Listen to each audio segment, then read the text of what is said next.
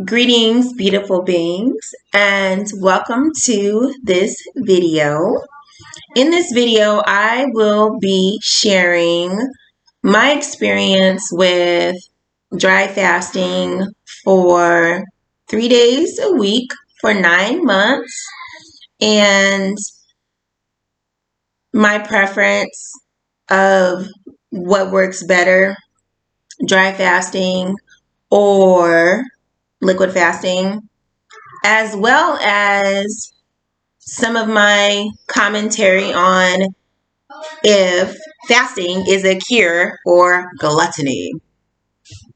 In addition, no, I think that was it that I was going to discuss in this video.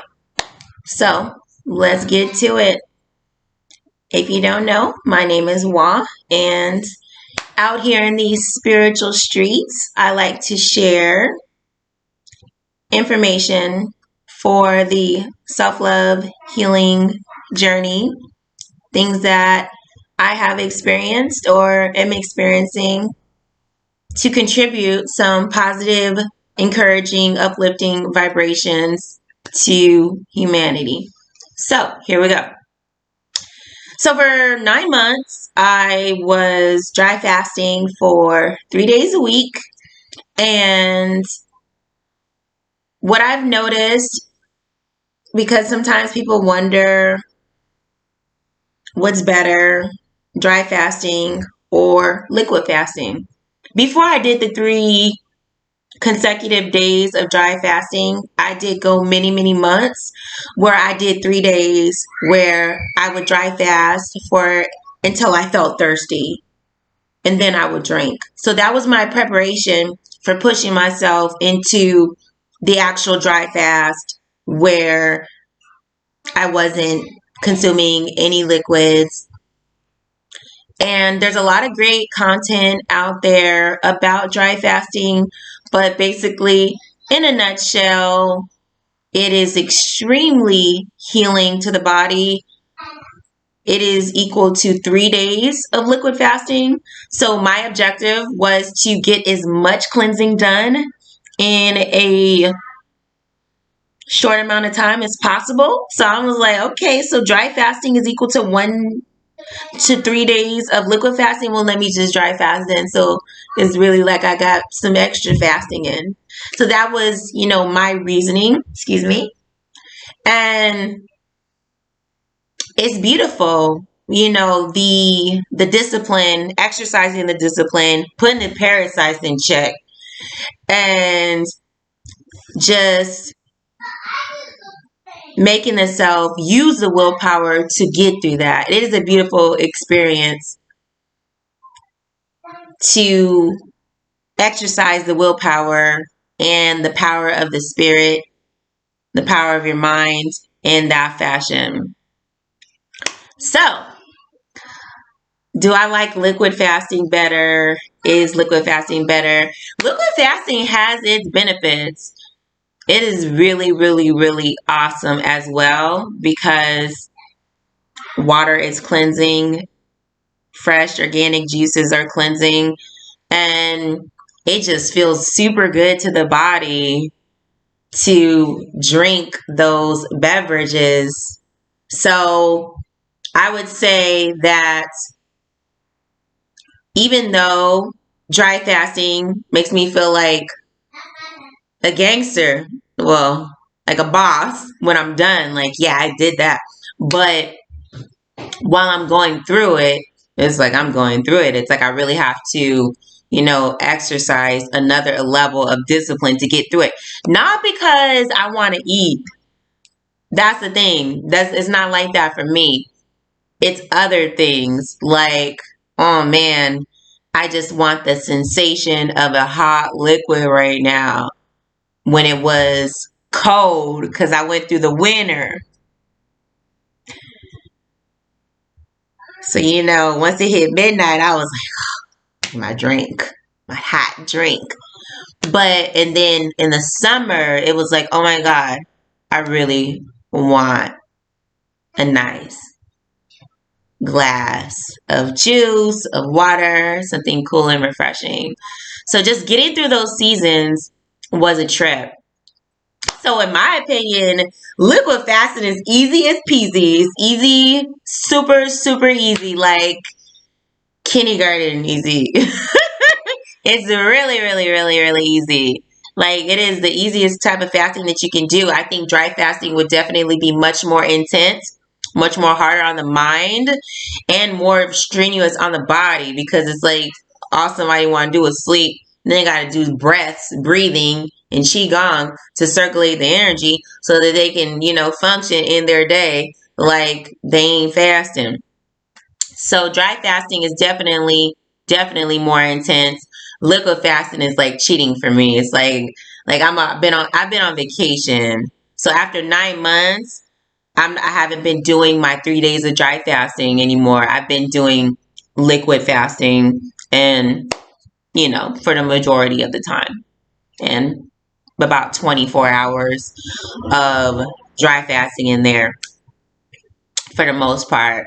But the other 2 days is liquid infused, and I've been enjoying it. It's like it's much easier. The only caveat that I would say is that with the liquid fasting, it's stimulating the digestive system. So it's almost like after a while, after so much stimulation, it's like you ready to eat, or you feel like eating, or the parasites is like, where my food?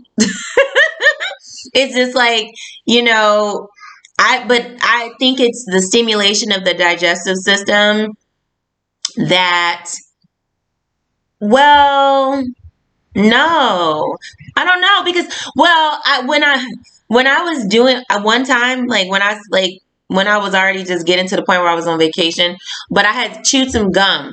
What I noticed when I was chewing vegan gum, what I noticed when I was chewing the gum, even though it was stimulating my digestive system, it wasn't like I had to have something to drink. And I noticed that, and I was like, well, I drinking my spit.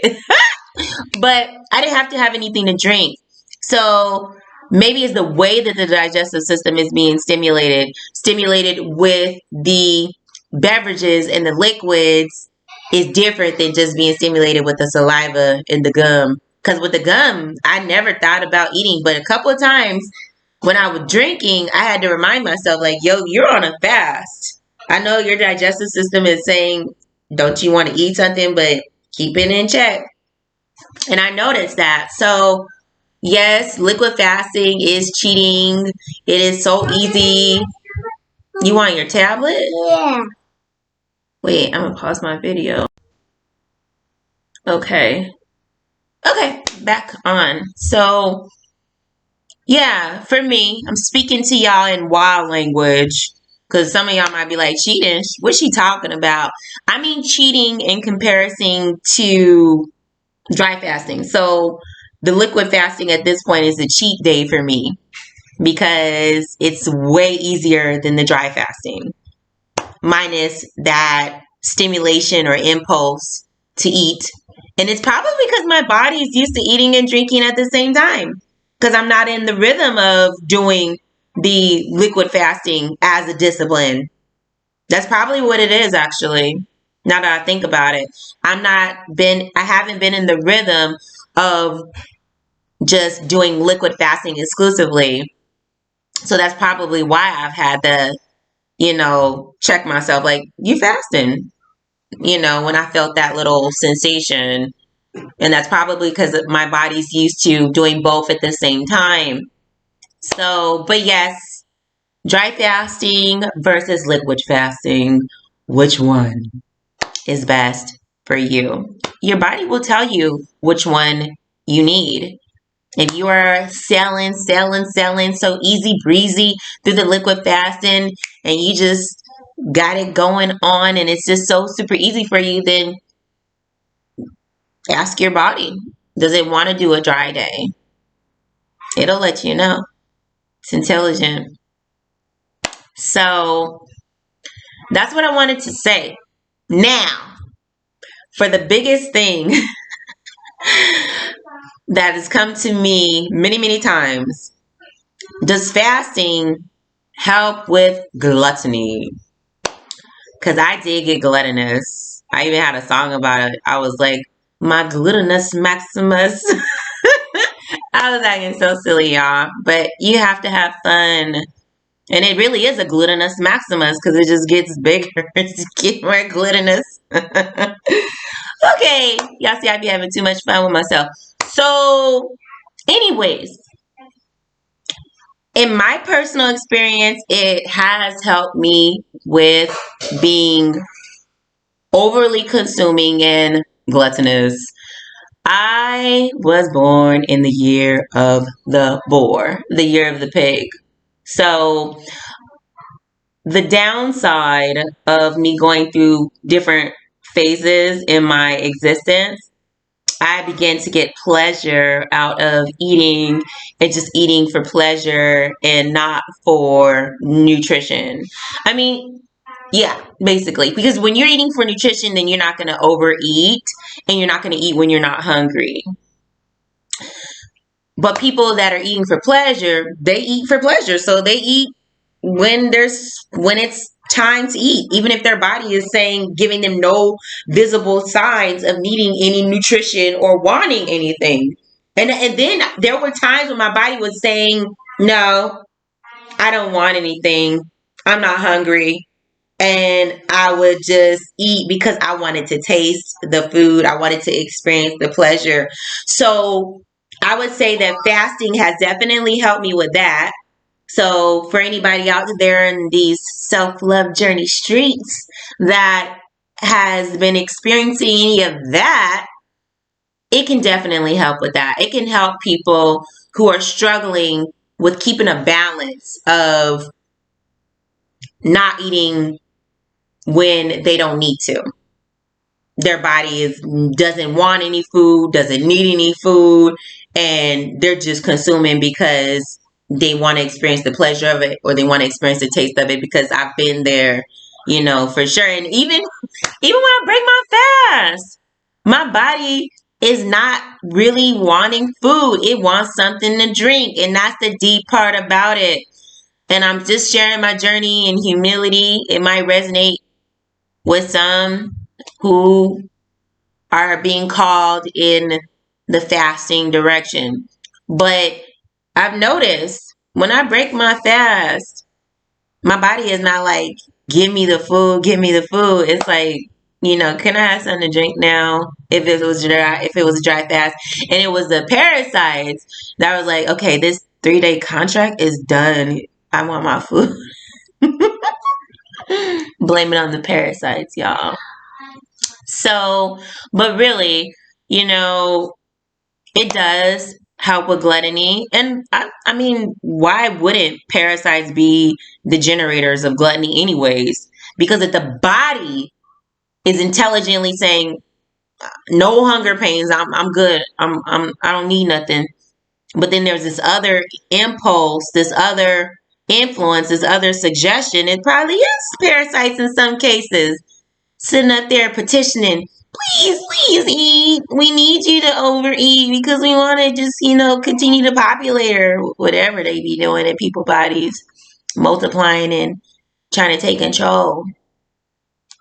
So in some cases, it is, the parasites that are like, time to end this, time to eat. But yeah, I've noted that for me, the most prominent thing is the liquid. That's what my body wants after dry fasting, which makes sense. And then after liquid fasting, I just be like, okay, I was cheating. I was on vacation. It's definitely easier because you get to drink and you good. So if you feel like you're in a question of whether you should dry fast or liquid fast, listen to your body. And that's my experience with it. I definitely have appreciation for both. But to naturally get into the rhythm of dry fasting, you can just ease on into it by, only drinking when you really feel necessary to drink, not like any like social drinking of water or other beverages, but really like your body says, hey, I need this. And then you will find out how many times a day that you actually do drink. For me, it was just a couple, especially if I was really focused on, working or just in my task. And I know some people are like, oh, that's not healthy, blah, blah, blah. If people are eating food, then, they should be drinking. That is true. But I was doing something specific where I was preparing myself to just deal with my own body's natural rhythm. So that's what I encourage people to do. Pay attention to your body. Drink when it's necessary, and that's what can help you get to the point where you can sustain a dry fast or maybe some dry intermittent fasting. Either way, it's triple the effects of a water fast. However long you spend on your dry fast, it's triple the effects of a water fast, triple the effects of cleansing, triple the effects of healing. So just do it safely by listening to your body and your higher wisdom, your intuition, your God presence, and fast safely. And that's pretty much it. That's all that I wanted to discuss in this video. Does it clear or cure gluttony? Does it cure the glutinous maximus? It helps. Definitely, because you're being disciplined. You're saying, I'm not going to eat on these days. And you're giving your body time to do other things that it needs to do. Because when people are just constantly eating 24/7, and that's not what their body needs, well, then they'll just keep feeling, and their body releases as it can. But do an experiment if you feel called to, and just, drink and see how long it takes. See how much solid fecal matter you are still releasing from all that eating, because it has to come out. And a lot of people are actually storing waste, unfortunately. So that's another goal for fasting, is to not just remove toxins and eat up toxins and, disease, but also release stored waste as well. So listen to your bodies, because I know some of y'all is just like, my body's telling me that I want to eat and I don't need to fast. That's great for you. This is for the people that are being called to fast, because it is something that is a spiritual practice. It is something that is metaphysical, mental, emotional. It benefits on all those levels. It doesn't mean that somebody's about to start flying around here levitating and all of that, but they might though. They might be that special in advance. So we can't always judge the results off of one person's variables, because everybody is their own science experiment with their different ingredients. So with that in mind, that's why everybody has to listen to their body. And for the first times that you get used to dry fasting, most people have to lay down and get used to the point where they can get up, circulate their energy with the qigong and the breath work. Like, this has to be a practice. Like, dry fasting is, I couldn't imagine dry fasting without, actually no, because once I got used to it, I was getting less disciplined with the qigong and the breath work, because I was getting used to sustaining myself and just pulling in energy from the sun and the universe. We do it anyways, naturally, but when you strengthen your awareness to that and you open yourself up more to that, then you're pulling in more of that. And consciously, and energetically, I just was beginning to operate a little bit differently. So I would say in the beginning, I had to do the Qigong and the breath work just to get through it. And then in the end, it was, as I progressed onward, it was something that I oftentimes had to remind myself to do. Like, okay, you could probably be a little bit more energized right now if you actually were doing your stuff. So that's what I have to say today. Wishing everyone lots of healthy, happy, beautiful days. Peace and love.